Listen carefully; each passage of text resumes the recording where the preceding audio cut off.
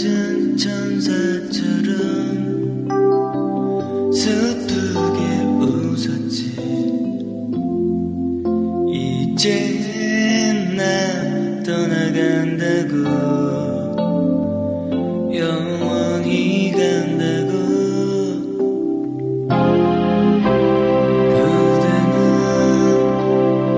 그대는 날 어리다 얘기를 했지.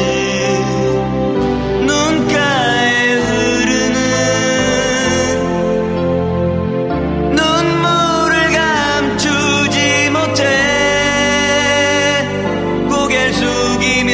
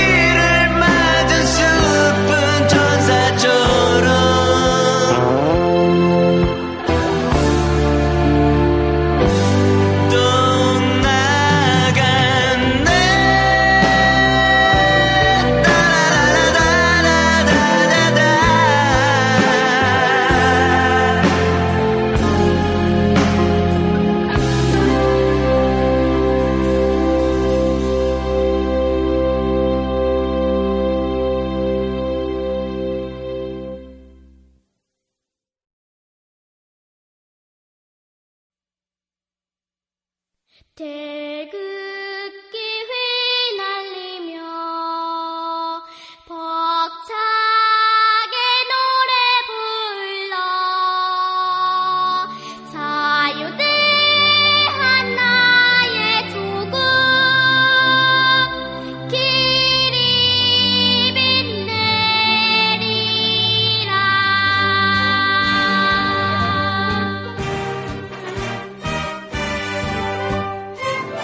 생방송 애국 전선. 높은 산 깊은 곳 적막한 산하 눈 내린 전선을 우리는 간다. 이 프로그램은 방송심의위원회의 심의 규정을 준수하지 않습니다. 갈까요? 민물장의 꿈으로. 예. 박수 주세요. 이게 좋아요. 아, 너무 딱 맞춰서 하시는데. 우리는 이제 딱딱 맞아. 칼군무가 돼. 칼군무래. 이거. 소원을 말해봐. 이렇게. 미적. 더러워. 더러워. 아, 정말. 내 허벅지가 싫어? 더러워요. 아, 청취자 여러분 안녕하세요. 10월 30일 5명의 애국 독수리가 지키는 여기는 생방송 애국전선 시즌6 4직생 5직생 네, 민물장어의 꿈 편입니다. 안녕하세요. 네, 안녕하세요. 안녕하세요. 네, 오늘 오랜만에 5 독수리가 모였습니다. 컨셉이 깨졌어요, 지금. 우리 지난번 장어 먹을 때가 시즌 4 끝나고였던가? 맞아요. 종박방송 시즌. 네, 종박방송 끝날 때. 아, 그래서 장어를 먹을 시즌이 왔구나. 네. 그렇지. 민물장어의 꿈. 민물장어. 장어도 민물장어가 좋죠. 우리 우리 커버 있잖아요. 네. 이게 팟캐스트에 올라가는 거는 이제 폐하 거시기가 이렇게 쭉, 거시기가 아니고. 말 잘해요, 지금. 7시간 때문에 지금 사회적으로 논란이 되고 있는데, 뭘 상상해. 그러니까 거시기 이런 단어 쓰으로 초상화가. 나 이거 얘기 잘해야지. 그러니까 원래 처음에 칼라였잖아요. 네. 그 다음에 흑백으로 바꾼 이유가 있잖아요. 그죠. 세월호 사건 이후로. 근데 뒤집어놨고. 그걸 영정이라고 얘기 못 하잖아, 방송이라. 당연하지. 멘트를 날리려다가 이제 싹 바꾼 건데, 그냥 그렇지. 꽉 먹었네? 어쨌든, 그게 여기서 거시기는 초상화였습니다. 그렇죠. 이렇게 해명하고 넘어가요. 초상화, 그래, 초상화. 그게 이제 유튜브에 올리는 거는 이게 뒤집어져 있거든요. 맞아요. 세월호 참사 이후에 그걸 돌려놨더니 오늘 제가 혼났어요. 이제 좀 제발 세워주라고. 바꿀 때가 된 것 같아요. 이제. 오늘 시정연설을 필두로 하여 바꿔줘라. 아, 근데 장난하시더라고요. 지금 세월호가 거의 200일 가까이 되어가고 있는데. 그렇죠. 1일이면 이제 200일이죠. 네. 그러고 있는데 그 유족들이 바로 지척에서 눈에 그냥 보이는 곳에서 한 번만 봐달라고 울부짖고 하시는데 있는데 어떻게 시선 한 번 안 주시더라고요. 뭐 도도하시니까. 아니, 왜요? 레드카페 많이 서보신 분들은 본능적으로 앞으로만 가거든요. 근데 그런 연예인도 있지만 시상식에 오는 레드카펫에 오는 연예인들은 이거 보면서 팬들한테 아는 분들한테 인사도 하고 손도 흔들고 그러는데 그죠. 전혀 그런 게 없었던 그런 거죠. 경우를 우리가 이제 개념 연예인 그건 하는 겁니다. 편견을 가지고 봐서 그래요. 무대 매너와 팬 서비스라고도 하죠. 전문 용어로. 제가 볼 때 살인 미소를 알려주시고 좋더만. 미소는 좋더라고요. 울부짖고 계시는 옆에서 살인미소. 정말 좋아요. 그러니까 화기애애하고 울지 마. 대조되니까 그 미소가 더 돋보이는 어떤 그런 극명한 효과. 대비. 그렇죠. 근데 그게 논란이 조금 있어. 오늘 아침 매체를 쭉 훑어보니까 모 매체는 눈길을 흘끗 주고 지나쳐 차로 바로 올랐다. 이게 있고 힐끗 주고. 또 어느 매체는 눈길 한번 주지 않고 이거는 둘 중에 하나는 오보인 거지. 눈길을 흘끗 줬느냐 눈길 한번 주지 않았느냐는 완전히 다른 거거든요. 검찰 기소감인데요. 아, 그건 이런 것 같아요. 국회로 들어가실 때는 눈길 한번 주지 않으셨다가 나오실 때 차로 탔다는 거 보니까 나오실 때는 눈길 한번 줬을 수도 있겠네요. 근데 눈이 이렇게 그러니까? 한 곳만 바라보고 있으면은요 눈이 아파요. 아, 그래서 다른 눈 눈운동 이렇게 돌아갈 때가 있어. 눈운동. 네. 피부가 너무 좋아지셨더라고 그 사이에. 어제 아무래도 진짜 장난이 아니던데. 아니 투자를 많이 하셨기 때문에 지금 헬스 트레이너도 이제 구입을 하셨고 억대 장비를 장비도 구입을 하셨고 윤전추 상급 행정관이라고. 34살 최연소 상급 행정관. 근데 3급 정도면 어느 정도예요? 그러니까 연봉이나 이런 게 어느 정도예요? 쉽게 생각하면 공무원이 우리가 고시, 행시나 사시나 외시가 있잖아요. 이걸 패스하고 연수를 받고 이제 임용이 되면 5급인 거예요. 5급 사무관이죠. 그러니까 사무관을 5급이라고 하고 3급 정도면은 일반 관공서에 갔을 때 그것도 사법부라든가 혹은 외무부라든가 이럴 때 갔을 때 과장 정도 됩니다. 그리고 이제 좀 있으면 실장, 국장 바라보고 있는 그런 데거든. 보통 우리가 2급 1급 이렇게 되면 이제 차관 되는 거고요. 그렇죠. 장관 1급 이렇게 되는 거니까 3급이면 매우 차관보 거예요. 국실장급이라고 봐도 되고. 근데 이제 이게 이 기업 체계랑 좀 다르니까 3급이라고 해도 뭐 만년 과장부터 실국장까지가 그 카테고리에 들어갈 수 있는 거죠. 여기 이제 과장 그러면은 뭐 이제 기업 회사 다니시는 분들은 잘 뭐 대단한 건 아닌가 보다 이렇게 생각하실 수 있는데. 그리고 또 하나는 청와대 행정관은 다른 이제 중앙부처 행정관보다 더 높게 봐줘. 플러스 알파를 쳐주는 거죠. 보통 한 4급, 5급을 하고도요.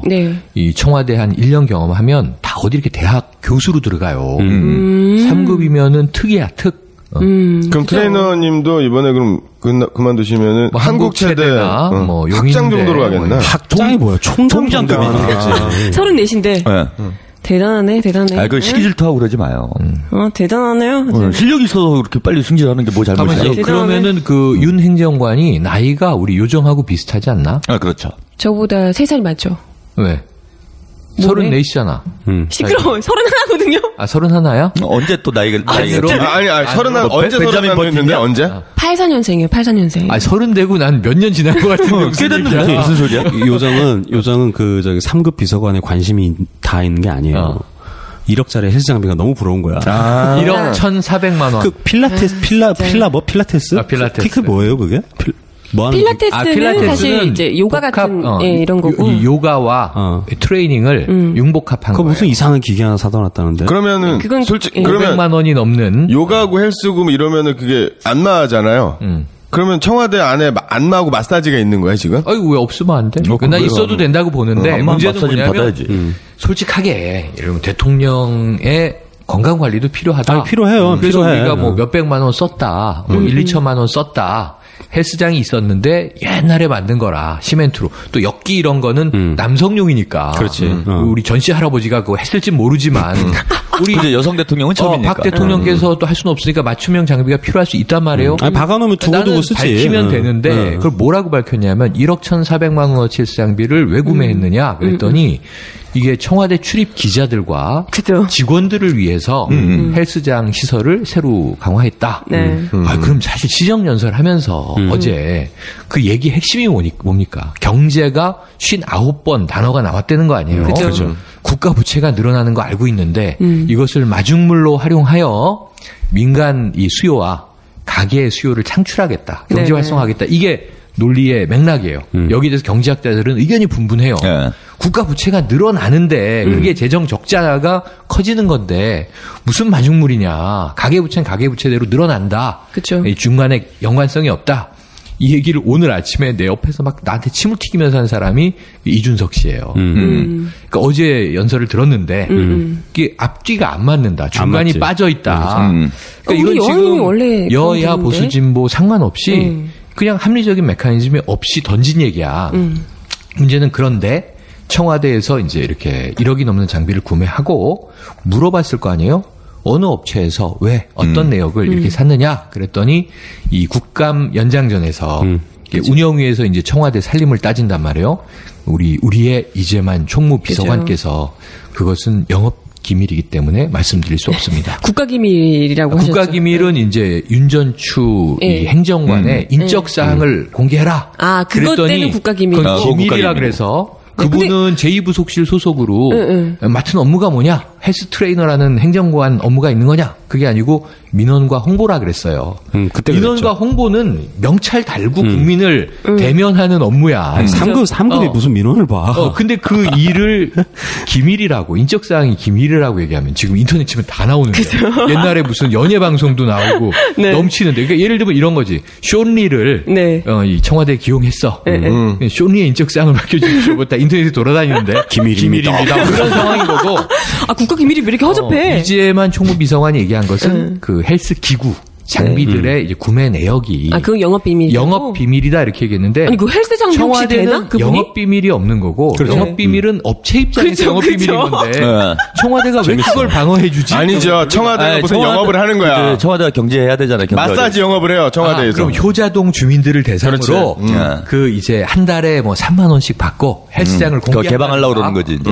그리고 거기에 억대 홍보 장비를? 대사로 윤전추 트레이너를 유명한 분을 그러면 연예인이 있으면 국민 국민들의 몸매를 대통령의 몸매뿐만이 아니라 국민들의 몸매를 책임져주는 이런 그러니까 홍보 그거를 하는 솔직하게 건가요? 청와대가 자, 이건 창조 경제의 일환이다. 일종의 모델 하우스처럼 우리가 모델 헬스장을 청와대에 이렇게 가지고 있는 것이다.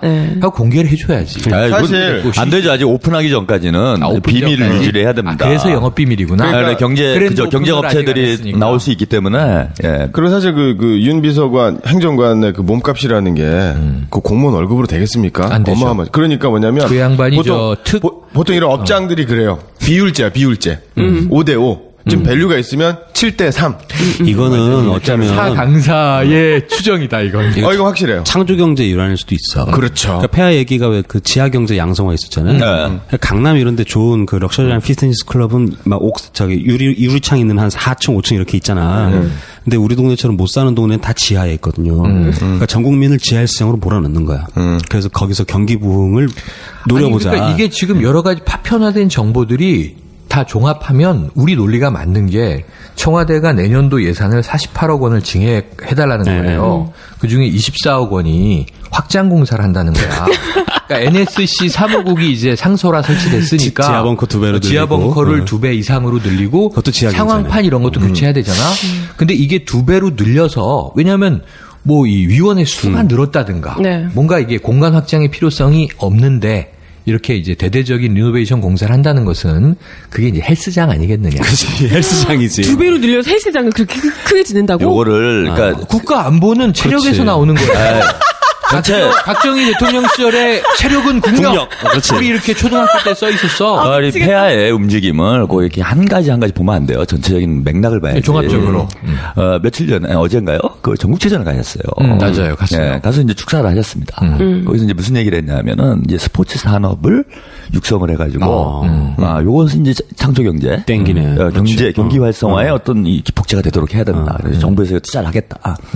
요런 맥락을 말씀하셨단 말이에요. 그러니까 청와대에서 시험적으로 하는 거예요, 지금. 솔선수범해서. 그래서 스포츠를 통해서 이렇게 청와대는 사실은 생산적인 공간이 아니잖아요. 그렇지. 국민 입장에서. 행정적인 공간이지. 네. 근데 이제는 거기 청와대에서도 우리가 경제 활동이 가능하다.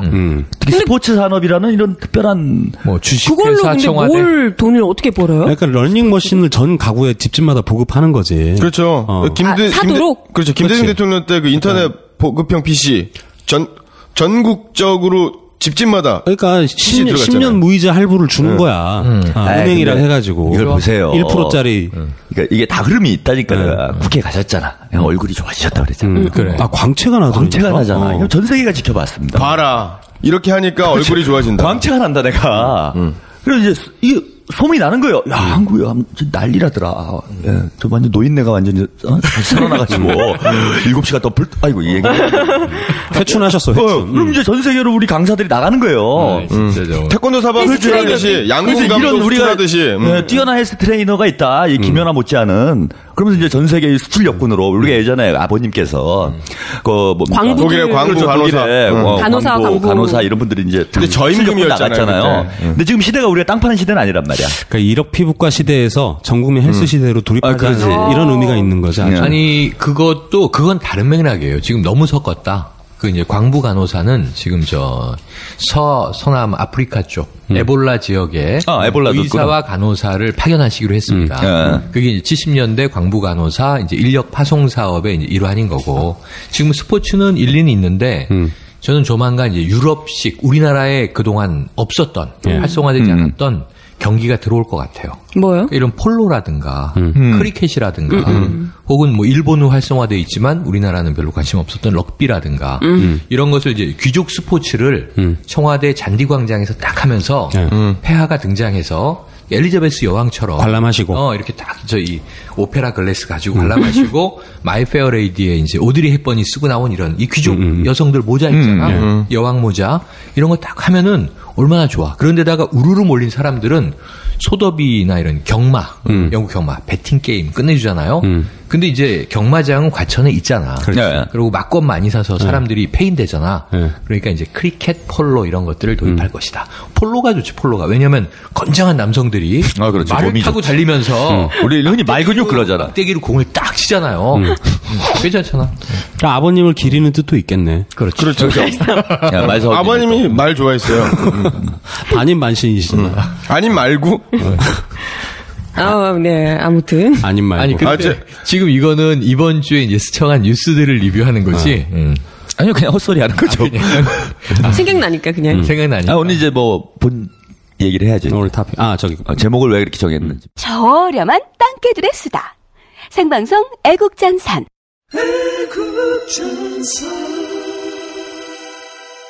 다 아실 것 같아요. 아니, 그거를 모르는 사람이 어딨어, 이번 주에. 그 장어는 이제 일본어로 이제 운학이라고 하죠. 그렇죠. 예, 그럼 민물 장어는 뭐라 그래? 뭐, 아나고라고 하죠. 이거 웃겼어? 안 하고? 이제 너는 말이 안 나온다. 말문이 막혀. 허망하다, 허망해. 이거 준비해 오는 거야. 어떻게 하는 거야, 도대체. 아니야, 강쌤 개그 좋아. 허망해. 와, 난 정말. 강쌤 개그 좋아, 괜찮아. 이렇게 저렴한 개그는 제가 이렇게 이런 전설이 아니면 들을 수가 없어요. 강고한 팬덤이 있어요, 제가. 있는 것 같아, 내가. 저렴 개그. 강쌤이 학원에서 시달리다가 조금 거기서 해방됐더니 이 순발력이 막 살아났어. 순발력이 살아난 거야, 지금. 이 정도 살아난 거예요. 아니, 학원에서 그거 하다 쫓겨난 거 아니에요? 제가 개그 욕심 때문에 밀려났다. 그렇죠. 개그 욕심 때문에 잘렸습니다. 그래, 오늘이 며칠이에요? 30일? 네. 내일이 말일이네. 내일이 발인이네요. 그죠. 내일이 발인이고, 사실 22일 날 갑작스럽게 심장 정지가 왔다. 그래서 CPR을 받고, 이제 큰 병원, 아산병원으로 옮겼다. 네네. 그리고 이제 의식불명이다. 속보가 나오다가 27일, 이번 월요일, 닷새 만에 이제 사망 소식이 전해진 그렇죠. 거죠. 마왕 신해철 씨. 근데 너무 젊은 나이에 46이셨잖아요. 뭐 만으로 46이니까 네. 68년생. 뭐 우리 나이로 해도 47. 네. 그렇죠. 저는 그 신해철 뭐 가수로서 이렇게 뭐 특별히 좋아하거나 무한궤도 때는 대학가요제 출신이잖아요. 되게 좋아했었어요. 근데 88년 대학가요제에서 무한궤도가 대상 먹을 때 강쌤이 몇 살이었던 거예요? 고등학교 1학년이었죠. 딱고 뭐 좋아하는 또래네. 예. 그런데 더 좋아했었던 그 나중에는 별로 신해철 뭔가 넥스트에 대해서 그렇게 좋아하진 않았어요. 이렇게 호불호가 딱 굉장히 갈리는 맞아요. 가수잖아요. 대중적이죠. 센 캐릭터니까. 그 사람에 대한 추억이 뭐냐면 보통 연예인들이 막 뜨면 CF를 찍잖아요. 그 사람이 그 양반이 찍은 첫 CF가 운동화 광고였어요. 타이거. 예, 슬픈 표정하지 마. 타이거가 있잖아. 야, 그거 알죠? 기억나네. 흑역사. 네.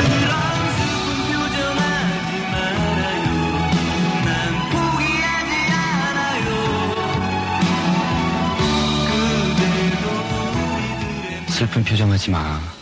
타이거가 있으니까. 근데 그 진짜 흑역사죠. 아니 그게 뭐 여성 팬들은 어머 오빠 다 그랬을지 모르지만 대다수의 남성들에겐 그게 병맛으로 이제 느껴졌는데 요즘 표현으로 하면 근데 어쨌든 그때 CF를 다시 보면 촌스러운 건 그 시대 배경 때문에 할 수 없는 거고 진짜 지금에 비해서 꽃미남이었구나 이건 알 수 있죠. 처음에 등장했을 때 그 대학가요제 영상 같은 거 보면 진짜로 굉장히 마른 체격이 갸름한 얼굴에 곱상하고 정말 곱상한 데다가 귀족적이고 지적으로 생긴 이미지에 거기다 배도 살짝 나왔어요. 컬이 딱 있고 그래서 올챙이 같았어 올챙이.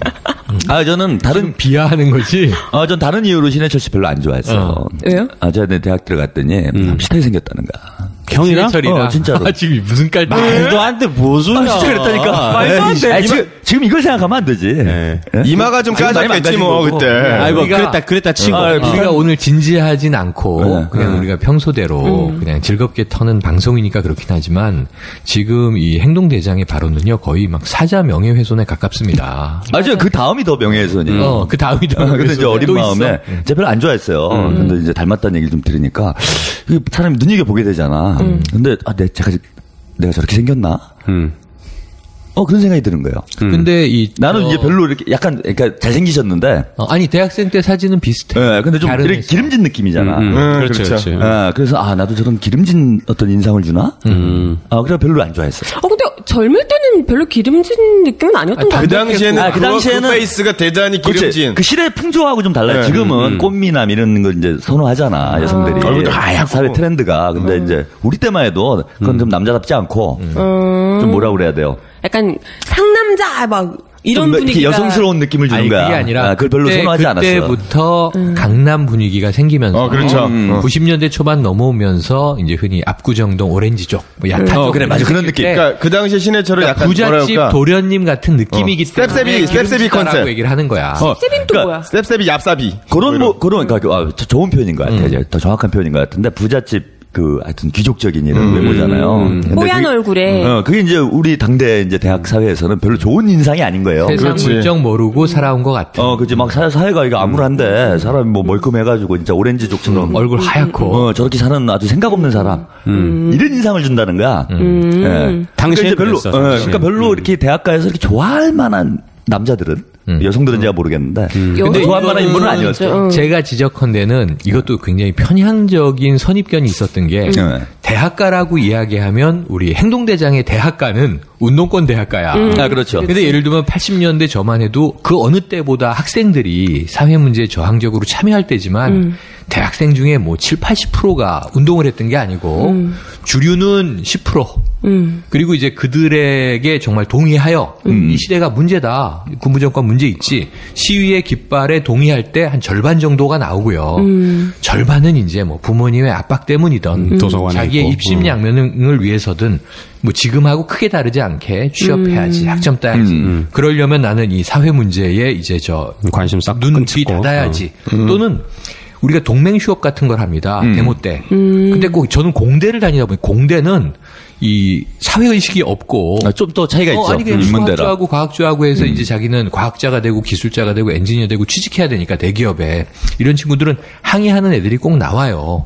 왜 수업을 안 하냐? 수업료 냈는데. 그럼 이 또라이 그러고 우리는 그냥 나가거든. 근데 이제 그런 애들도 태반 있었던 시절이라 지금 이제 우리 행동대장이 얘기하는 그 대학가 분위기에서 신해철 같은 캐릭터는 병마셨다. 이거는 한 뭐 절반 정도를 보고 나머지 절반은 주로 이제 성비로 보면 여학생들이 훨씬 더 이 경도돼 있었지만 그 신해철 무한궤도 혹은 그 이후에 넥스트 여기는 이제 여성들이 광팬들이 적지 않았죠. 제 세대부터. 그래서 청취자 중에 우리가 이제 이 엄혹한 학생 시절을 겪지 않았던 분들, 나이브하게 이제 학창 시절을 살거나 했던 분들은 또 전혀 다른 시각으로 그 시절을 추억할 수 있어요. 88년 뭐 그러니까 등장부터를. 86학번 그런 거 아니에요? 이신 건가요? 87학번. 이게 그러니까 재밌는 게 87학번이면 또 87년 6월 항쟁이 있었잖아요. 그렇지. 그때가 1학년 때였던 거지. 새내기로 들어온 거잖아. 그다음에 다음에 강변가요제. 88년에 강변가요제에서 88년 대학가요제에서 대학가요제에서 이제 대상을 받아가지고 이제 아주 일약을 이제 스타덤에 오르게 그렇죠. 되는데 사실 87학번이라는 세대는 우리 역사에서 보면 참 어떻게 보면 그 가장 엄숙할 수밖에 없는 세대였잖아요. 그렇죠. 그 학번으로 보자면은 그러니까 87년 6월 항쟁이 있었기 때문에 대학 들어오자마자 사람들 막 죽어나가고 근데 이제 그런 학번인데 그 다음에 대학가요제를 나오고 뭐 이런 모습들 그 다음에 하는 음악 자체가 이제 락 음악이고 그때만 해도 뭐 민중가요 뭐 대학가면 이런 게 좀 일반적인 분위기였잖아요. 지금은 안 그러지만 그때 그러니까 락도 어떤 저항적인 락이라기보다는 즐기기 위한 락 이런 게 좀 있었죠. 좀 가볍고 발랄한 락. 그냥 뭐 팝이죠 팝. 팝에 가까운 대중적인 락을 했단 말이야. 그러니까 별로 이렇게 무거운 사람, 진지한 사람으로 보이진 않았다는 거예요. 그래서 그때 이미지 자체가 외모도 있잖아요. 곱상하고. 그러니까 아주 부잣집 뭐라 그럽니까? 공부도 잘했어요 또. 부잣집 잘생긴 부잣집. 날라리 같은 느낌? 그러니까 별로 세상 걱정 없어 보이는. 세상 걱정 없어 보이는. 걱정할 게 없어 보이는 그런. 좀 심하게 얘기하면 좀 한심한 대학생 이렇게 보일 수도 있는 이미지를 가지고 있었던 거야. 여기에 이제 저는 어렸을 때는 별로 이렇게 긍정적인 생각이 없었어요. 근데 이제 나중에 보면서 이분이 참 속에 많은 생각들이 있었구나. 그런 걸 보면서 오히려 함께 늙어가는 과정에서 더 놀라운 면모를 보게 된 거죠. 저는 그래서 이런 첫인상은 이랬다. 첫인상 얘기. 그래서 그 신해철 씨 같은 경우는 그 연예인에 대한 어떤 인식을 좀 바뀌었다는 거. 보통 연예인들이 뭐 정치적인 발언을 하거나 이러면 광대 주제에 뭘 알아, 뭘 안다고 깝죽대나 뭐 이런 생각들이 저는 있었어요. 딴따라 주제에 그러니까 100분 토론 나오는 딴따라잖아. 예, 그렇죠. 보통 뭐 이제 연기자 하다가 뭐 서울대학교 졸업했다라는 이유 기타 등등 여러 가지 이유로 이제 국회에 들어갔었던 연예인들이 꽤 있었잖아요. 많죠. 그런 연예인들과는 좀 다른 그러니까 연예인의 위치에서 그 정치적인 발언을 하는 그러니까 네. 그것도 어떻게 보면 자기의 위치를 굉장히 위협할 수 있는 그렇죠. 그런 센 발언들이 많이 그런 있었으니까요. 최초의 연예인이 아니었나. 쭉 말씀하시는 거 들어보니까 우리 사회가 진짜 많이 후졌던 것 같아요. 그러니까 신해철이 저기 백분 토론 나왔을 때, 고 신해철이라고 그래야 되나? 뭐 어쨌든요. 이게 장갑 끼고 나왔었어요 한번. 맞아요. 양복 안 입고. 네. 또 선글라스도 끼고 마이클 잭슨처럼. 그래서 마치. 누가 지적질을 했어. 이제 그랬더니 아니 락커가 장갑 끼고 텔레비 나오면 안 되냐고 뭐 이랬던 기억도 나요. 그러니까 신해철 씨의 처음 이미지는 사실은 이제 별칭이 마왕. 그렇죠. 이런 이제 그 라디오 때문에 그런 고스트 스테이션을 오래 하면서 사실 칭호를 받았지만은 사실은 팟캐스트 선구자죠. 네. 그렇죠. 처음의 이미지는 마왕은 아니었어요. 그렇죠. 귀공자? 신해철 이랬는데. 꽃미남.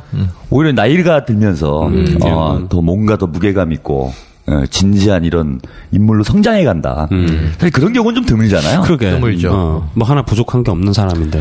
게다가 이분 또 뭐 정치 참여를 하고 정치 발언하시는 뭐 대중예술인들이 꽤 있어요. 근데 이제 주로 보수 쪽으로 간다거나 뭐 이제 국회의원이 된다거나 그렇죠. 그래서 이제 제도권에 이렇게 편승하는 듯한 모습을 보이고 좀 뭔가 급진적인 발언하는 건 대단히 거의 없잖아요. 사실 최근에 이제 김장훈 씨 정도 뭐 이승환 씨 정도가 세월호 이렇게 발언을 하는 건데 신해철 씨의 유고를 놓고 제가 몇 가지를 이제 생각해 보다 보니까 그러니까 신해철이 그냥 같이 늙어가는 동시대의 연예인이면서 의식 있는 또 뮤지션이면서 아티스트면서 이게 좀 묵어갈수록 질르는 독설 이런 것도 좀 와닿는 게 있고 또 저 친구는 비슷한 시기에 같이 또래니까 2년 차이니까 뭐 또래죠. 같이 늙어가면서 저렇게 무르익는구나. 뭐 부러움 반.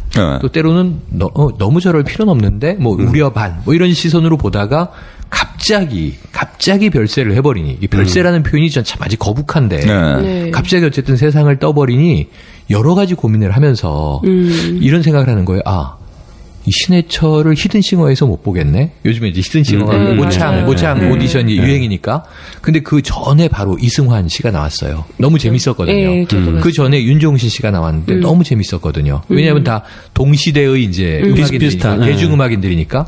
그러면서 지금 이 사회 문제에 대해서 저항을 하는 저항의 강도와 저항의 방식은 다르지만 딱 4명을 꼽는 거예요. 신해철, 그 다음에 이승환, 김장훈, 이번 세월호 때의 모습, 근데 윤도현, 요새는 조금 그렇죠. 이제 연예에 치중하고 있지만 어쨌든 그 결에 대해서는 다 아는 사람은 아니죠. 그러니까 이 4명의 공통점은 그냥 락커야, 락커.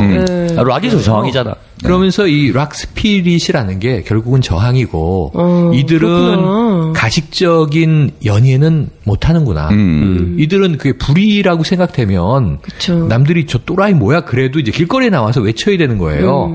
그러니까 지금 이제 또 SNS가 있으니까 이승환 씨 그 이 히든싱어를 제가 굳이 언급한 건 뭐냐면 거기 나와서 무슨 얘기를 했냐면 요즘 내가 사회적인 발언을 하는 것에 대해서 우려하고 그러지 말라고 하는 팬들이 계시다. 하지만 맞아요. 걱정하지 마라.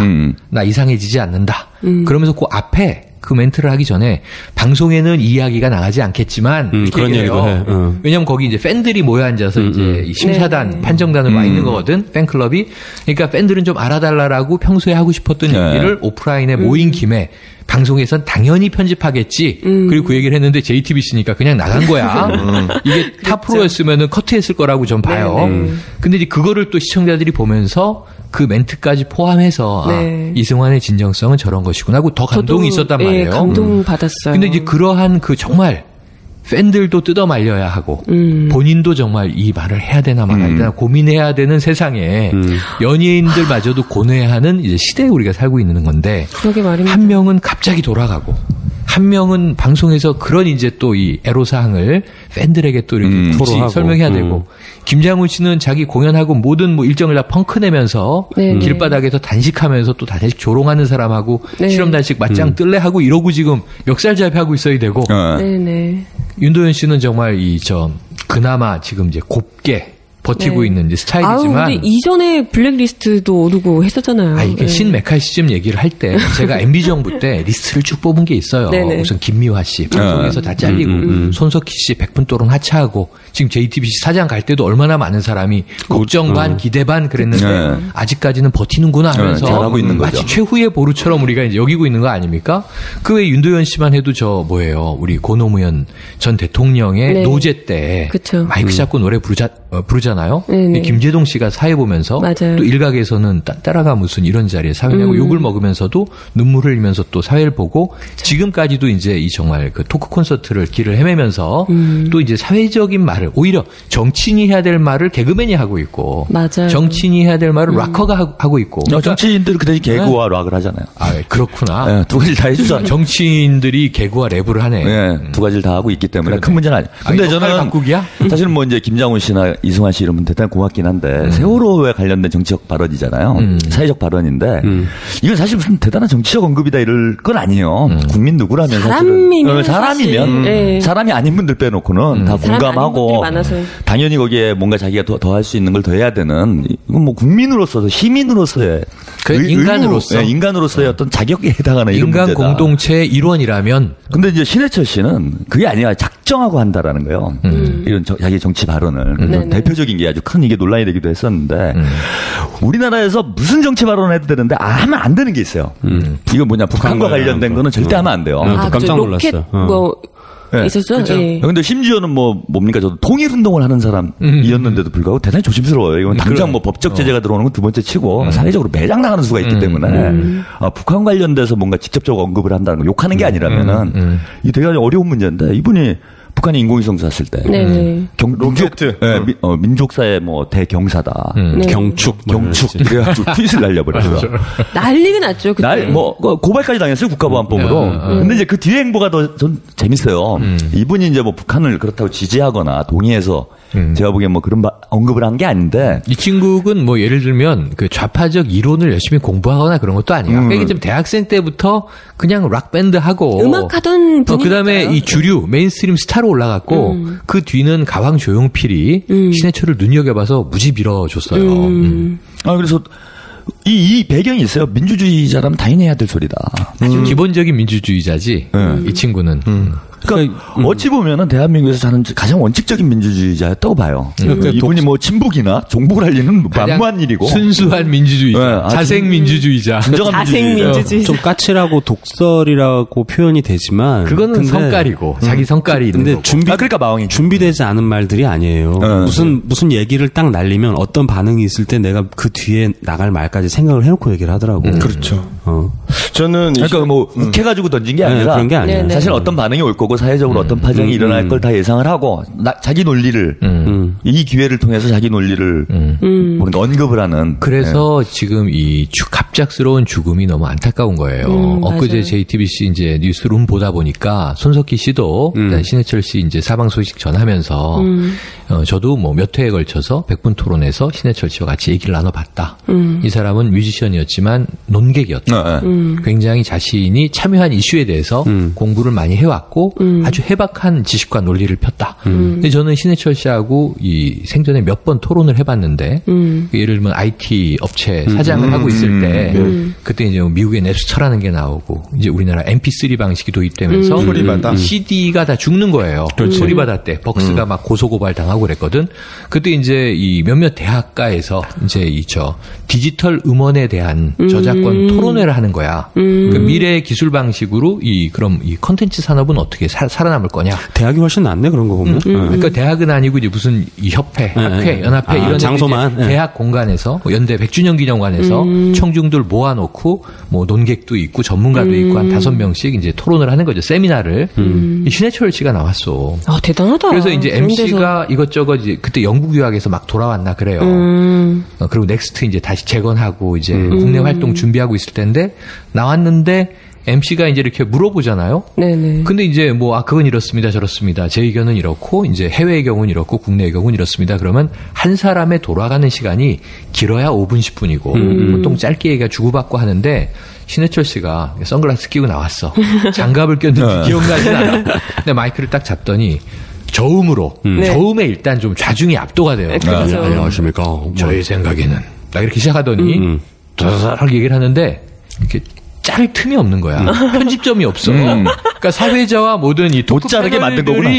멘붕이 되면서 그때 내 기억으로는 한 50분을 혼자 발언해요. 대박. 근데 요즘 이제 사망한 이후에 네네. 신해철 씨가 대단한 점이 뭐냐 하면 대통령 후보 지지 연설할 때 원고 없이 노무현 20분을 논리정연하게 이야기할 수 있는 사람이다. 네네. 그러니까 저 사람은 이렇게 뭐 써가지고 외워서 하는 지금도 대부분의 정치인 심지어 우리 폐학계에서도 프롬프터가 없으면 한 문장을 말씀하시기 어려워 보이는데 네네. 어쨌든 자기 머릿속에 정리된 생각을 20분 동안 대중연설한다는 거 쉬운 일이 그러고 보니 지적 능력이거든요. 동문이네. 그러니까 아니 50분 동안 근데 50분 동안 얘기하는데 거긴 교수도 있고 학자도 있고 뭐 IT 전문가도 있고 다 나와서 있는데 자를 데가 없이 50분을 강의를 듣고 내가 너무 분했어.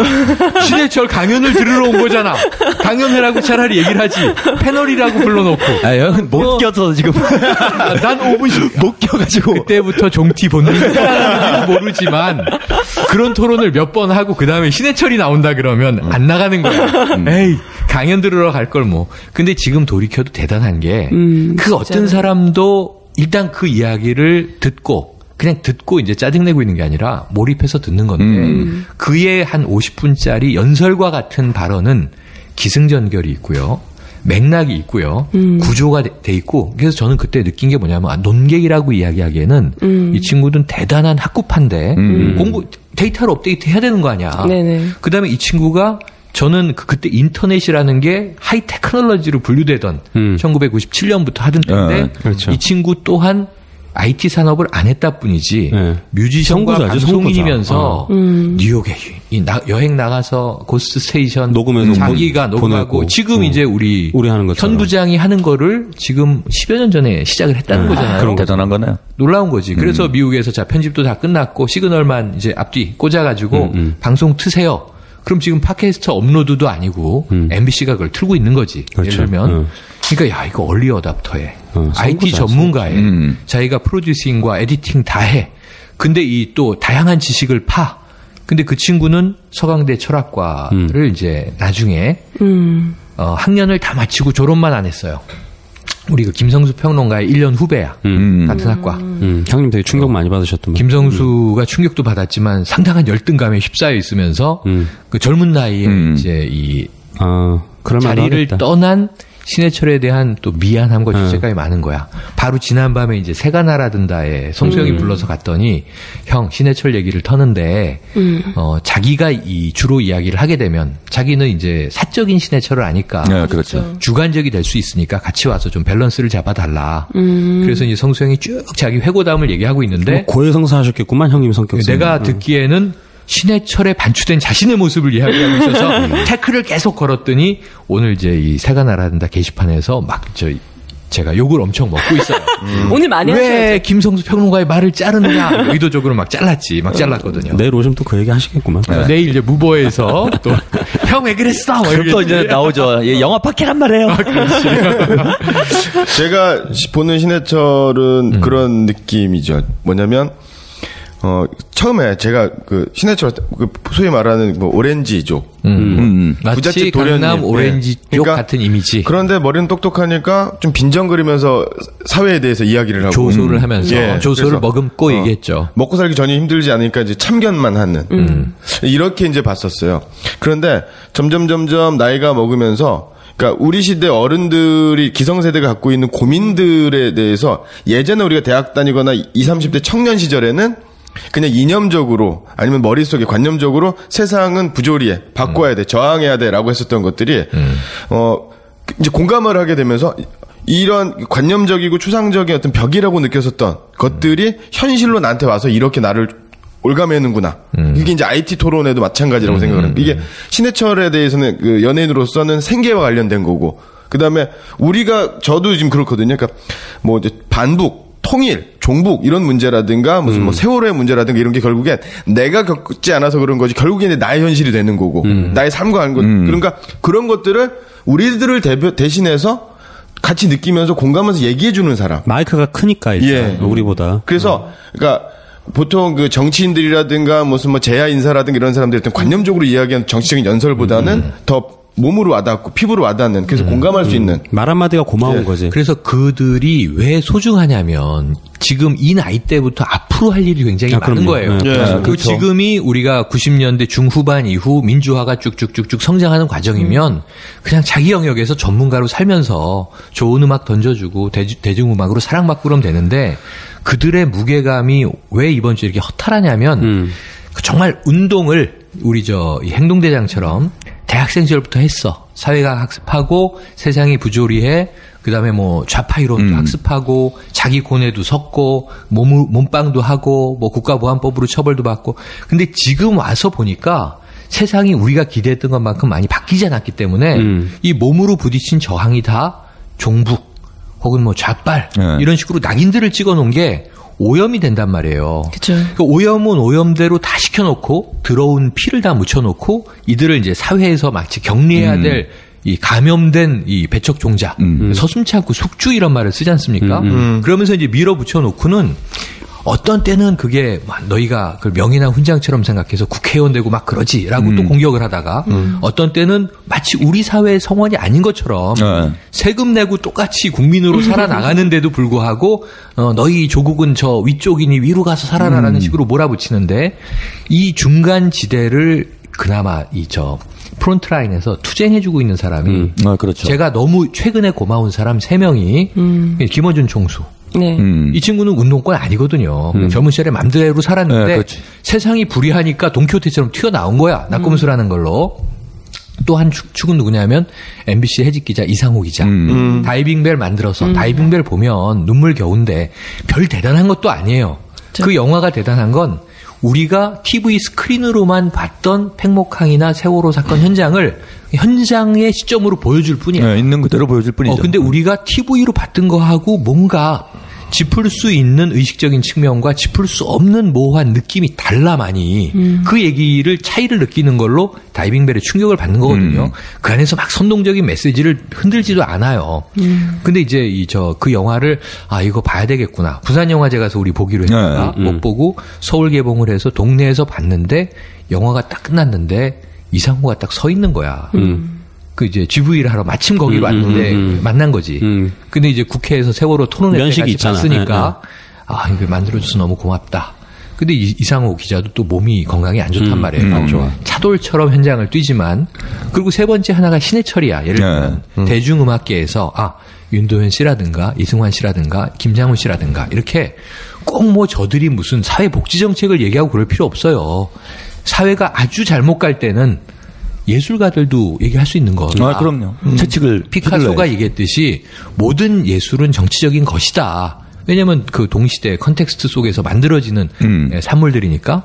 근데 문제는 신해철이 그 중에선 그나마 좀 좌장격에 속했었단 말이에요. 가장 지성적인 이 캐릭터였고. 그랬는데 이 세 사람이 지금 왜 김어준과 이상호와 이 신해철을 얘기했냐면 다 68년생 동갑들이에요. 그러니까 저는 66 말띠인데 저희 또래들은 저는 약간 좀 이 별종 변태였던 거고 그래도 이 선배들에 대한 좀 강압적 의식화가 돼 있는 세대야. 그러니까 이데올로기에 어느 정도 젖어 있는 세대야. 한쪽에는 자랄 때 유신교육을 받고 반공교육을 받고 대학 들어가니까 또 그게 다 허구였네. 그리고 또 이제 어쨌든 사회과학적인 또 이 학습을 받고 그래서 좌우의 이 흐름 속에 마치 해방 공간을 살아온 것 같은 느낌을 가지고 사는 사람들이라고요.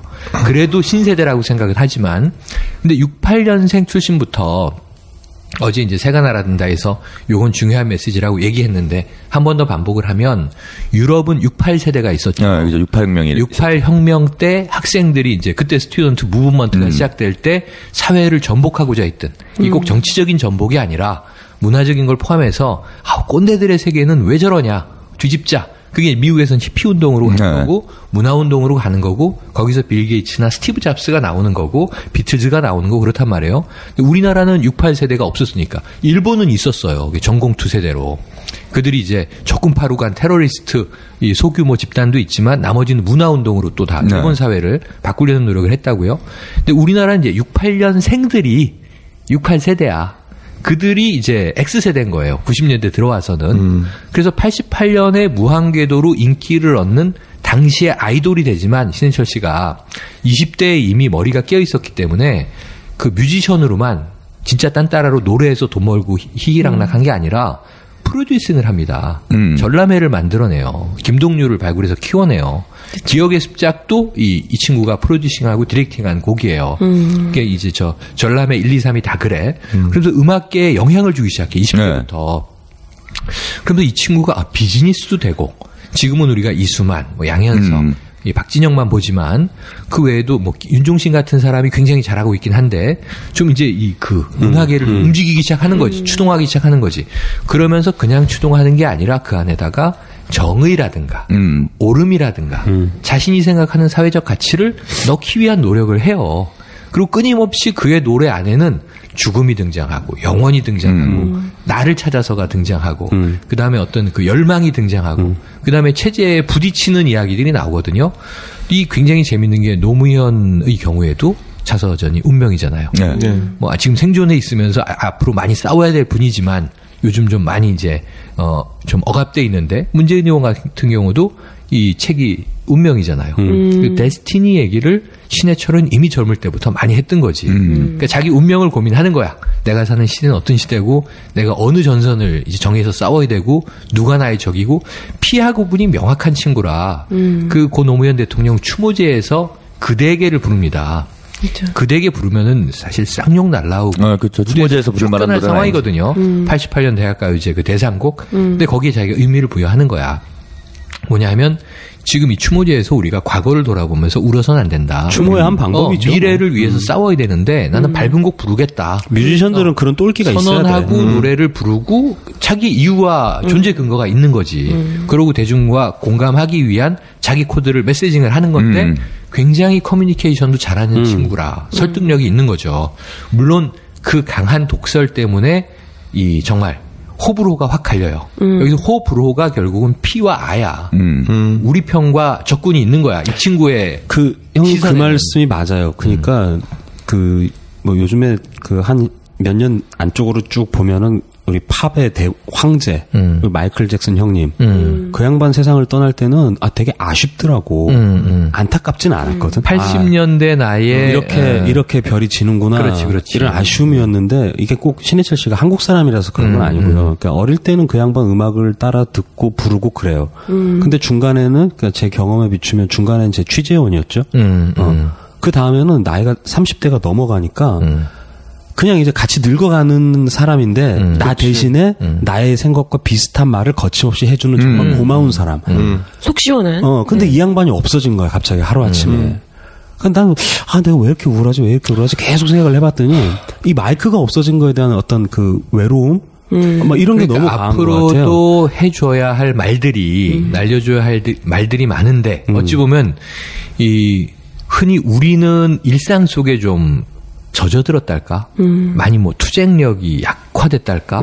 혹은 이 세상이 이렇게 막 우리 생각에는 말도 안 되게 돌아가는데도 무기력해졌달까? 네. 근데 이 친구는 점점 세지고 있었던 거야, 어찌 보면. 그쵸. 그러니까 옛날부터 관심이 있었으리라고 보지만 젊을 때부터 사회의식을 자기 스스로 학습하고 그러니까 철학을 했고 또 해외로 떠났고 음악 운동을 했고 보이지 않게 여러 가지 자기가 할 수 있는 모든 천재적인 능력을 동원해서 했는데 앞으로 점점 강해질 수 있는 어찌 보면 우리 세대의 리더 그룹, 오피니언 리더가 될 수 있는 딱 그 시점에 그렇죠. 느닷없이 삶을 마감하니까 할 일이 많은데 마이클 잭슨하고는 다른 거죠. 다 이루었다가 아니라 절반쯤 왔는데 그렇지. 아직 아닌데 이 생각이 이번에 이제 드는 거죠. 근데 되게 보통 나이가 들면 사람들이 젊을 때는 그래도 좀 진보적이고 좀 그런 게 있지만 나이가 들면 점점 보수적이 된다고 하잖아요. 그리고 그 친구는 기득권을 또 많이 가진 친구니까 어찌 보면 잃을 게 많으면 사실 사람이 보수적이 될 수밖에 없는데 두려워지는 거지. 근데 그분은 오히려 젊을 때보다도 더 그 청춘, 강해지고. 그대에게를 부를 때 그 청춘을 여전히 간직하고 있으면서도 그 진보적이면서 뭔가 열정적이고 또 그런 모습이 성숙해지기도 하고. 그대로 가지고 있는 것 같아요. 두려움 없고 사실 그게 어떻게 보면 좀 열정이 있고 두려움 없고 이런 게 어떻게 보면 청춘의 특권이다 이렇게 얘기를 하잖아요. 근데 오히려 중년이 된 나이에서도 그것도 누구보다 잃을 게 많은 가지고 있는 게 많은 사람임에도 불구하고 진짜 영원히 청춘처럼 살 것 같은 그런 사람이었는데 참 너무 근데 이제 안타깝습니다. 제가 지금 이런 이제 제 개인적인 사견으로 안타까움과 바람을 이야기하는 것도 네네. 사람들의 생각은 다 다를 수 있기 때문에 이번 주간에 여러 가지 이유로 여러 가지 유형으로 신해철 씨를 추모하는 분들이 비난할 수 있다고 생각을 해요. 뭐냐 하면 너는 뭐 신해철을 투사의 기능으로만 생각하는 거냐? 근데 저는 신해철을 그냥 인간이라고 생각을 하는데 그도 나와 똑같이 느끼기 때문에 이 세상이 답답하기 때문에 무슨 울부짖은 건데 뭐 투사적인 돌출 발언이 아니잖아요. 한국사에서 상식을 얘기한 건데 그렇죠. 그게 사회가 워낙 허접하니까 그 돋보이는 발언이 되는 그러니까 거지. 이게 예를 들면 우리가 정치인화되는 투사의 길이 아니고 신해철 씨는 그러니까 존 레논 같은 맥락인 거예요. 제 느낌으로는 때로는 몽상가야. 그 노래에 그 몽상들이 들어있고 근데 그 몽상 꿈이 힘이 있다는 걸 얘기하는 거예요. 오늘 우리가 소제목으로 잡은 게 본인이 내 장례식장에서 울려 퍼질 곡이다. 내 묘비명이 될 곡이다. 그래서 그의 스코어들 중에는 덜 유명했지만 이번 주간에 차트 1위를 찍더라고. 그 민물장어의 꿈을 그렇죠. 우리가 달았습니다만 이 몽상가, 그 꿈의 힘을 믿은 사람, 꿈의 힘을 믿었기 때문에 자기는 양심에 꺼리끼는 이야기는 꺼리껴지는 얘기는 다 내뱉어야 된다. 우리가 공유해야 된다라고 독서를 내뱉었던 사람. 근데 이 사람이 지금 허망하게 이제 쓰러졌는데 그 자리를 누가 메꿀 건가 이제 이런 고민을 하다 보면 결국 이제 기능론 아니야 그리고 비판받을 수 있는데 저는 신해철이라는 인간이 그렇게 함으로써 자기가 이제 정말 억눌려 있었던 것들을 성취하려는 이제 첫 번째, 두 번째 진화의 발걸음을 떼고 있을 때 쓰러졌다는 게 너무 안타깝다는 거죠. 이분이 또 이제 뭐 정치적 발언, 그다음에 음악적으로도 이제 평가를 많이 받지만은 남자로서도 멋있는 남자예요. 맞아요. 부인이 이제 암투병을 과거에 했었죠. 것을 알면서 결혼을 했죠. 네. 근데 이분 그 당시에 방송에 나와서 한 말이 참 재밌어요. 뭐라고 얘기를 했냐면 트렁크에 교복 입고 다녔다고? 네. 아니 그거 말고. 자기는 원래 결혼 그건 나와 같은 결이고. 저는 원래 자기는 원래 결혼 같은 거 싫어하는 사람이다. 그렇잖아요. 그런 이제 음악 성향이나 그렇죠. 구속되길 싫어하니까. 기질을 보면은 자유연애주의자일 것 같은데 그죠. 자유주의자일 것 같은데 여자 당당하게 놀고 갖고 이런 또 97년도니까 그 부인을 만난 시점이 뭐 미국 유학할 때 만났다고 그러는데 영국인가요? 근데 대단히 뭐 이제 한국 사회에서 이미 인기가 있는 최고 수준에 올라가 있는 이런 인물이었잖아요. 예. 그러면 충분히 자기가 그런 자유로운 삶을 누릴 만한 그런 위치에 있는데 부인이 암에 걸려 결혼을 결심했다고 그래요. 맞아요. 그랬어요. 예. 암에 안 걸려서 아마 결혼 안 했을 수도 있고 그러진 않았겠지. 형 그 얘기는 참 이 여러 유부남들 이건 괜히 부끄럽게 만들어지는. 아니 멋있는 거니까 남자로서 아니 봐도. 그래요. 나는 이 신해철 씨 입장을 지지. 뭐냐면 병원에 이 친구를 데리고 가서 저 남자친구입니다 하는 것보다는 보호자가 필요한 경우가 있으니까 중병은 남편입니다 하고 병원에 가는 게 더 낫지 않겠나 생각을 해서 결혼을 결심하고 감행을 했다. 이렇게 이제 했던 거고 결국 부인은 완치를 시키고 아직 자녀들이 어려요. 두 아이를 낳고 늦게 결혼하셨으니까. 아이들에게도 너무 다정하시더라고요, 진짜로. 아니 그래서 모든 사람들이 최근의 모습을 그러니까 최근의 방송 활동을 재개하기 위한 노력을 해서 SNL 코리아에 한번 나왔고 비정상 회담에도 한번 나왔고 그래서 이제 마왕이 망가지기 시작하네 그러면서 하필 그 시점인데 나름 안쓰러워하면서 이제 재밌게 늙어가는구나. 이제는 농담 따먹기 하면서 또 세상에 대해서 센 얘기도 하면서 또 이제 이 연예계 주류로 활동하면서 자신의 역할을 고민하나 보다. 그랬는데 이게 딱 갑자기 이제 페이드 아웃 되니까. 신해철을 보면은 그 SNL 코리아 보면서 이제 그런 느낌. 오늘 또 영일 형님 말씀하시면서 그런 느낌. 보통 신해철은 호불호가 되게 분명한 그 연예인 자신도 가수잖아요. 분명했고 이 타인들도 이 캐릭터를 보면서 호불호가 분명하죠. 그러니까 그렇죠. 그 본인뿐만 아니라 그 사람을 바라보는 호불호. 그다음에 되게 가치가 되게 양면적이잖아요. 그런데 결국에는 그게 신해철 본인이든 그 사람을 바라보는 저든 간에 그 안에 그 마음속에 그 이중적인 천사하고 악마가 있잖아요. 뭔가 이렇게 저항해야 되는데 내 거 지키기 위해서 그걸 버리지 못하는 그래서 그 SNL 코리아에 나오면서 저렇게 독서를 하고 이랬던 사람이 저렇게 나와서 망가지는 것에 대해서 신해철도 맛이 갔구나라는 생각을 하면서도 저 사람이 어떤 그 돈을 벌기 위한 생계 아니면 연예인 다시 한번 그 스크린 그 브라운관 브라운관에 나오기 위한 이런 거라도 생각했지만 또 반면에는 저렇게 다시 한번 그 생계, 그러니까 자신의 삶, 직업적으로서 연예인이기 때문에 그런 숙명을 어떻게 돌파하려고 하는구나. 그러니까 그렇게 두 가지로 보게 되면서 그 나이가 들었은 같이 늙어가는 신해철과 나를 보면서 그 비슷한 게 같이 동시대를 살아가는 생활인으로서 그런 게 그 최근에 많이 온 거죠. 같이 늙자, 같이 늙자. 그러니까 멀리 있는 스타가 아니라 같은 그렇죠. 생활인 혹은 같은 세대를 살아가는 동료로서의 이제 어떤 이런 모습들로 변신하고 있는 시기인데 안타깝게. 근데 그가 떠났죠. 광대로서 나와서는 어떻게 망가지든 무슨 얘기를 하든 그게 낯설지가 않은 게 그렇죠. 그 친구가 자유주의자고 자유로운 영혼이기 때문에 마왕이라고 콘서트에서는 정말 수천 관중을 쥐락펴락하면서 무대 연출도 어마어마해요. 그러니까 악마적인 무대를 연출한 최초의 뮤지션일 거예요. 국내에서. 별명이 마왕인데. 네, 마왕이고. 예를 들면 뭐 저희 미국 같은 경우에 키스라는 그룹도 있었고 옛날에 뭐 악마 분장하고 뭐 오지 오스본처럼 악마 숭배하는 것처럼 이제 연출하고 그런 거가 있었지만 그 자체가 마왕이었는데 굉장히 그로테스크한 연출로 카리스마를 뿜었지만 이미 마왕이라는 별명을 얻고는 그 프란체스카라는 국내 시트콤에서 마왕으로 등장했거든요. 흡혈귀 분장하고 나와서 저기 뭐야? 막 이제 이러고 그랬는데 실험 정신이 투철하기 때문에 광대로서 망가지는 건 아무렇지도 않지만 또 그 인간을 아는 사람 입장에선 이 친구가 저렇게 뭐 찍고 까불고 놀다가도 결정적인 시점에는 현장에 있을 것이다라는 믿음이 있는 거거든요. 그렇죠. 저걸 묵고 하진 않을 것이다. 어떤 식으로든 나올 거다. 이게 기대가 있는 거니까. 그러니까요. 그러니까 그에 대한 그리움, 아쉬움, 뭐 슬픔 이런 게 사람마다 다 다를 것 같은데요. 전 마이크요, 마이크. 그 우리 집 앞에 있는 마이크 별로 보잘것 없는 것 같은데 이거 진짜 열심히 지켜야 되겠다 이런 생각 확 들더라고요. 갑자기. 맞아요. 그래서 지금 뭐 이 신해철을 우리는 알지 사실은 언제적 신해철이야. 그럼 요즘 젊은 친구들은 모르거든요. 사실 저만 해도 잘은 몰라요. 그러니까 노래를 들어보면 이 노래 그러고 뭐 노래를 오히려 알겠죠. 뭐 이런 거 알고 뭐 슬픈 표정 짓지 마라 어디선가 들어본 듯한 어릴 때 그러니까 옛날에 한참 이 유행했던 여학생들이 좋아하는 발라드들이 있단 말이에요. 그러니까 이런 걸로 기억을 하고 사진 보면 꽃미남이네요. 그렇지만 그게 지금의 신해철이라고는 상상도 못하고 신해철이 늙어가면서 나이 들어가면서 고뇌하면서 성숙하면서 또 사회적 발언을 하면서 이런 장면들은 지금 젊은이들은 모르기 때문에 지금 차라리 그 비슷한 세대의 문화 아이콘은 서태지인 거잖아요. 돌아온 서태지. 근데 참 재밌는 게 서태지와 또 신해철은 육촌관계잖아요. 친척관계잖아요. 서로 음악 활동을 같이 하진 않았어요. 근데 그들을 또 연결하고 있는 게 신대철 씨가 있어요. 신하위의 오랜 리더 신대철 씨가 신중현의 아들로서 어떤 그쵸. 이제 우리 락 세계의 이제 하나의 좌장처럼 잡고 있는데 서태지 씨는 신하위에서 신하위 멤버였죠. 그 다음에 이제 또 김종서 씨 음악할 때 같이 서태지 때는 이제 김종서가 또 백극 음악을 담당했었고 이 신대철과 신해철은 모르는 사람들이 형제인 줄 알았단 말이에요. 이름이 또 신해철이 그러면 신중현 씨의 둘째인가 뭐 이랬는데 전혀 상관없지만 이름이 신대철이 요번에 날린 또 이 SNS가 그쵸. 화제가 되는데 복수해줄게.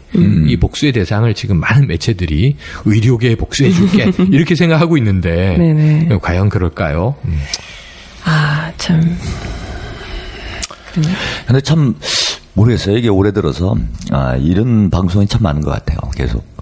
누군가를 추모하고 그러니까 아파해야 되는 이런 방송이 참 신기한 게요. 저는 이거를 이제 과학적 해석으로 얘기하는 게 아니라 그냥 직감적 느낌으로 얘기하는 건데 지난 정권에서는 민주화 세대의 어르신들이 많이 돌아가세요. 네, 그랬죠. 고 김대중 대통령, 노무현 대통령은 그야말로 이제 검찰의 핍박을 받다가 정말 충격적인 정말 이거 죽어라 한 거고요. 뭐 우리가 알다시피 그다음에 김수환 추기경. 그다음에 김근태 상임고문 의원 이런 분들이 민주화 세대 좌장들이 돌아가시는 그래서 정말 MB가 기가 세구나. 우리 애국전선 방송 중에 그런 것도 있는데 이번 정부는 참 전 더 난감한 게 젊은이들이 그렇게 많이 죽어요. 젊은 분들이 가는 거지. 그래서 어제 그 얘기를 다 생각도 못 하고 있던데 그냥 얘기를 해보면 세월호도 그렇고 우리 판교 한풍구 참사도 16명이 돌아가셨고 이 중상자도 나왔는데 그게 3, 40대가 다 젊은 사람이란 말이에요. 신해철 씨만 해도 젊은 사람이란 말이에요. 대학생들 사망한 대학생 사건도 이제 저 MT 가서 있었고 그 사이에 뭐가 있냐면 걸그룹도 레이디 스코드가 뭐 자동차 사고로 자동차 사고. 돌아가는데 그 돌아간 권리세 씨가 60만 번의 트라이, 우리 학교, 그 일본인 결국은 이제 민족학교 출신의 정말 우리나라에 들어와서 그쵸? 뭔가 자기가 한번 이제 빛을 발해보려고 한 정말 꽃 피워보지 못한 생명들이 이 일련의 죽음들을 이루고 있는 게 안타까운 거예요. 이게 뭐 저는 어쨌든 이 과학적으로 봤을 때 뭐 기라든가 운명 이런 걸 믿지는 않지만 참 역술적 관점에서 보면 이것도 기구해 이런 생각이 드는 거니까. 뭐 엄밀히 얘기하면 뭐 사건과의 연관성이 있다고 보기는 어렵죠. 아니 다 전혀 없고 개별적인 사건인데 그냥 이게 나라가 흉흉하니까 이런 일들이 많이 생기는구나. 아니 이건 그냥 드는 거겠지 뭐. 공감적 정서로 왜 이렇게 젊은이들이 많이 죽어 안타까워. 그러니까 잘 나가는 젊은이도 죽고 못 나가는 젊은이도 죽고.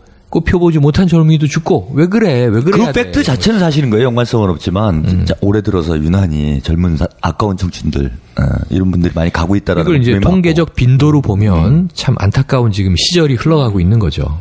아니요, 우리도 관리해야 돼, 관리. 슬슬 이제 혈압들 올라가고 이제 막 이러면 길 갔다가 휙 쓰러질 수도 있어요. 사실 조심해야 돼. 논란은 있지만은 신해철 씨가 예를 들어서 뭐 그런 지병, 어쩔 수 없는 상황, 뭐 이렇게 됐다면야 저도 뭐 그러니까 혈압으로 쓰러졌다 덜 안타까울 텐데 지금 그게 아니잖아요. 이것도 사고일 수도 있는 이런 상황이고. 그 좀 조심하셔야 돼요. 그 얘기는 조심해야 되는데 지금 굉장히 이제 논란의 과정인데 그거는 그냥 저렇게 가름합시다. 뭐냐면 그 진중권 씨 문화다방에서 유시민 전 장관이 관련 얘기를 팩트를 엮어서 해가지고 지금 뭐 세간에 화제가 되고 있고 쓸데없이. 일부분에서는 이제 의료 사고가 아니냐 하는 추정도 나오고 있으니까 그건 지켜봐야 되는 건데. 오히려 지금 제가 생각했을 때는 아까 얘기한 대로 중년기에 건강관리 해야 된다. 그러니까 예를 들면 다 신해철의 마치 친구, 선후배처럼 느끼는 사람들이 상가까지는 안 가더라도 3, 4, 5 술자리에서 그냥 저녁 먹으면서 야 신해철이 젊을 때는 뭐 어땠는데 나이 들어서 어땠는데 세간에 이제 그냥 이야기들 뭐 유명인이니까 하면서 술 마시면 항상 중년기의 건강관리로 얘기가 돌아간단 말이에요. 그러니까 이렇게 앉아서 술 먹다가 어느 순간 자리가 하나씩 비는 거예요. 너무 무섭다. 아니요. 근데 저는 실제 경험을 한 게 지난달에 후배가 한 명 안타깝게 사망을 했는데 그 어떻게 사망을 했냐면은 이게 좀 어떻게 보면 정말 어이가 없고 안타까운 일인 건데 한국 사회 상황이 반영된 거라고 봐요. 그 접대를 하다가 심장마비로 갔어요, 이 친구가. 한창 일하는 술 접대하다가 술 접대하다가 비즈니스에서 술 먹는 자리에서 고객 혹은 뭐 갑에게 어떻게 회식을 하다가 뭐 굳이 꼭 술 때문이라고 단정 짓기는 어렵겠으나 뭐 그만큼 이제 과로가 누적돼 있었던 거예요. 건강 관리도 안 되고 막 그랬던 거잖아요. 충분히 그런 가능성이 있으니까 저는 건강 챙겨야 된다고 봐요. 약간 갑자기 진지하게 그래? 무섭게? 아니 오래 보게 관리 좀 하게. 근데 저는 이게 한 이제 5년, 10년, 한 20년 또 흘러가서 뭐 우리 고 최진실 씨도 이제 10월 2일 그럼 사망일. 그럼 기억하는 밴드는 최진실 씨 기일이네. 뭐 또 이은주 씨 기일이네. 뭐 이런 걸 생각하고 또 연예 뉴스에서도 가끔 환기를 시킨단 말이에요. 아이들도 자라나가고 신해철 씨도 이제 올해 이제 이 세상을 떠난 날 이후에 해마다 이제 추모 열기가 있겠죠. 어제는 또 유재하 씨 이름이 그렇죠. 실검에 올라와서 유재하 또 이제 누굽니까 김현식 뭐 이런 분들. 근데 아직도 김광석 씨는 그때 자살로 발표가 났지만 10년여가 또 흘러서 의문사로 지금 돼 있단 말이에요. 자살 타살 논쟁이 또 다시 나와 있고. 아 그래요? 그러면은 이게 타살은 누구의 타살이냐? 아니 그런 걸 지금 이상호 기자가 굉장히 들이파서 아마 작년인가 재작년인가 한번 논란이 또 되기도 했죠. 좀 말리세요. 그런데 그런데 이제 이 올해 신해철 씨가 세상을 떠난 걸 보면서 딱 이번 주에 같은 맥락인데 대비되는 분이 이제 남방투사 김부선 씨예요. 신해철 씨와는 어떤 연관이 있냐면 둘 다 마약 사범으로 단속 처벌이 됐던 연예인들이라는 거야. 정확히 해줘요. 대마초. 대마초. 마리화나. 마초. 근데 다수의 이 대마초에 얽힌 연예인들이 많아요. 지금도 있고 앞으로도 나올 것인데 매우 많죠. 문제는 오직 신해철 씨와 김부선 씨만 당당하게 대마초 합법화를 주장한 연예인이야. 그렇지. 이것도 대단한 거예요. 그 기와 결이라는 게. 그러니까 자기 생각에는 철학이 뚜렷한 거예요. 현행법을 위반했기 때문에 잘못됐다. 나 처벌받는 거 어쩔 수 없다. 처벌 받았잖아. 처벌 받았어. 그럼 끝이지. 근데 그리고 나서 공론화회장에 나와서 대마초는 담배보다 덜 위험하다. 중독성이 적다. 의학 자료들을 들이밀면서 대마초는 합법화돼야 된다라고 주장하는 이 용기. 어찌 보면 맞아요. 똘끼죠. 우리 대중적인 국민 평균선으로 보면 또라이 아니야? 똘끼. 뭐 얘기를 안 해서 이 그렇지 자유정신. 사실이잖아. 그건 뭐 의학적인 사실일 수 있고. 근데 뭐 우리나라 법이 바뀔 가능성은 없으니까. 없죠. 담배값 올려야 되는데. 하지만 얼마 전에 이제 담배 안 피고 대마초를 피라는 얘기구나. 그게 어디입니까? 관세청입니까? 검찰 경찰입니까? 보니까 대마를 압수했다가 찾아가라고 공시를 했다며. 이 프랑스인이 대마를 이제 밀반입하려는 걸 잡았대. 예. 그래서 처벌을 했을 거 아니야? 근데 외국인이니까 이제 처벌의 수위가 달랐겠죠. 예. 그러고 나서 이 대마가 예를 들면 이제 이 보관하고 있는 물품인데 예. 소유주는 그 프랑스 사람인 거야. 예. 그래서 이 물건을 찾아가라고 공시를 때렸다가 이게 개망신을 당한 사건이 이제 엊그제 뉴스에 떴거든요. 그건 뭐지? 압수가 아니고 압수를 해야 되는 건데 보관이라고 처리라고 있었던 것 같아. 그런 행정 처리가 있었겠구나. 그러니까 예를 들어 밀수품을 보관하지만 법적 처벌 끝나고 뭐 세금 내고 찾아가라 그럴 수 있잖아요. 돌려가지고. 그것은 공시하게 돼 있는데 그게 압수인지 대마를 보관인지 공시해서 그 처벌을 받았던 프랑스인은 본국으로 돌아가 버려서 공시를 볼 수도 없었고 그 프랑스어로 쓴 게 아니라 한국어로 공시를 했으니까 잘했네 아주. 뒤져봤을 리는 없지만 그런 해프닝이 벌어져서 질타를 막 언론으로부터 받으니까 그 사람은 본국으로 돌아갔고 한국어를 못 보는 걸 알고 공시한 거다. 뭐 이런 말도 안 되는 해명을 했어요. 알고 그런 거예요. 참. 지금 2시 40분이구나. 제가 오늘 오전에 이제 빈소를 갔다 왔어요. 다녀오셨어요. 아니 뭐 그냥 보낼 수는 없을 것 같고 또 하나는 뭐 제가 빈소를 가나 안 가나 차이는 없지만 많은 분들이 이제 왔다 갔다 하고 그 앞에 이제 언론 카메라들이 쫙 장사진을 치고 유명인이 오면 막 이제 셔터가 터지고 제가 들어갈 땐 아무런 반응이 없었어요. 팬분들에게도 공개를 하고 팬분들에게 공개를 했습니다. 그래서 그런 경우도 별로 없어. 그래서 가시면 누구라도 가시면 뭐 내일이 발인이기 때문에 우리가 업로드 되면은 이미 발인이 됐겠지만 가시는 분들은 그냥 이 국환송이를 헌화할 수 있고요. 네네. 상주에게는 그냥 목례만 하는 걸로. 이 육아족들이 힘드실 테니까.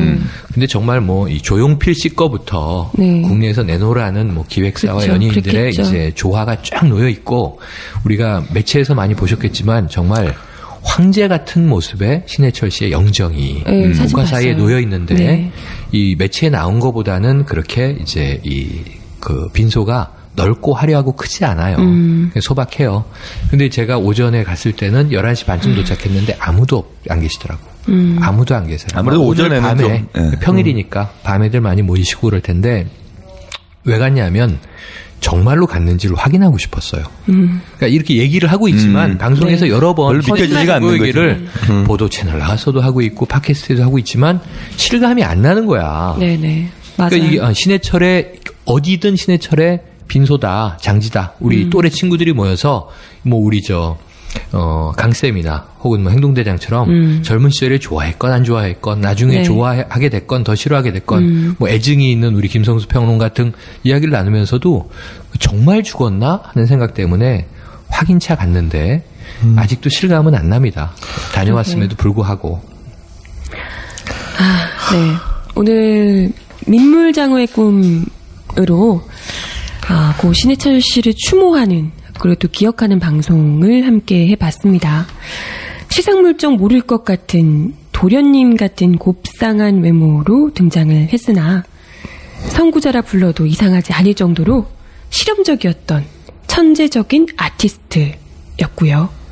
하지만 그럼에도 결코 따뜻한 양지에서 안주하지 않고 오히려 누구보다 센 발언을 거침없이 쏟아내던 논리적인 독설가이기도 했습니다. 때로는 거칠고 삐딱해 보였지만 사실은 누구보다 진심으로 사람을 아끼고 소중하게 여겼던 가장 순수한 민주주의자. 영원한 청춘을 살았던 그 마왕 신해철 씨의 음악에 우린 위로를 받고 또 굵직한 일침에 후련했고 그래서 더더욱이 함께 늙어가는 것에 행복했습니다. 점점 더 추워지고 있는 10월 30일 5명의 애국 독수리가 지키는 여기는 생방송 애국전선. 자꾸만 아직도 할 일이 너무나도 많은 젊디 젊은 청춘들이 하나둘 세상을 떠나고 있어서 더더욱 쓸쓸하게 느껴지는 요즘인데요. 떠난 분들의 빈자리는 너무나도 크지만 그래도 남은 이후의 일들은 우리들의 몫이겠죠. 마왕 고 신해철 씨의 명복을 빌며 오빠들 건강 잘 챙기시길 바랄게요. 감사합니다. 네, 수고하셨습니다. 그 육성 좀 꼭 넣어줘요. 씹새끼들아, 개족 같은 새끼들아 하는 게 있잖아. 네, 뭐 싹 찾아봐야죠. 뭐. 그리고 엔딩곡은 민물장어의 꿈이 되겠고. 아, 이건 너무 좀 그렇잖아. 다른 거 넣어야지, 다른 거. 그대에게? 갑자기 그대에게? 누가 노무현을 죽였나요?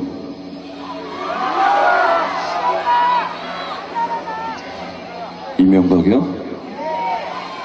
한나라당이요? 조선일보요? 저예요. 우리들입니다. 그래서 저는 가해자이기 때문에 문상도 못 갔고 조문도 못했고 담배 한 자락 올리지 못했고 쥐구멍에 숨고 싶은 생각밖에 없는데 할 수 있는 건 노래밖에 없으니까 마지막으로 노래라도 한 자락 올리러 나왔어요.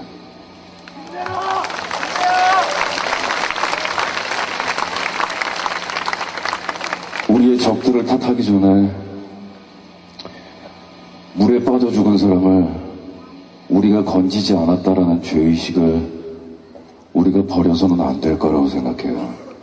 그리고 더군다나 그 물에 빠진 사람이 다른 물에 빠진 사람을 구하러 뛰어들어갔다가 죽었는데 그 사람을 우리가 건지지 못했다는 것. 죽을 때까지 쇠사슬로 발목에 감겨 있을 거라고 생각해요. 그리고 난 다음에 저 씹새끼들을 욕을 해도 그 다음에 해야 되는 거 아닌가요?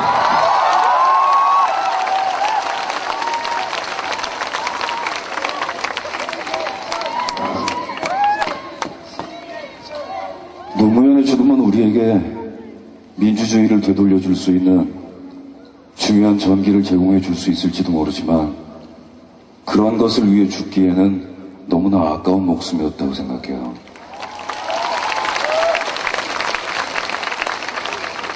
그래서 여러분들께 이 노래를 드립니다. 저는 이 노래를 20년 동안 불러왔고 그리고 이 노래의 가사와 상관없이 아무 데서나 불렀었고 노무현이 탄핵을 당했을 때 광화문에서도 이 노래를 불렀었고 그리고 여기서 다시 한번 이 노래를 보내드립니다. 왜냐하면 이 노래는 사랑하는 사람을 잃은 비탄보다는 앞으로에 있을 희망을 늘 얘기한다고 생각하기 때문이죠.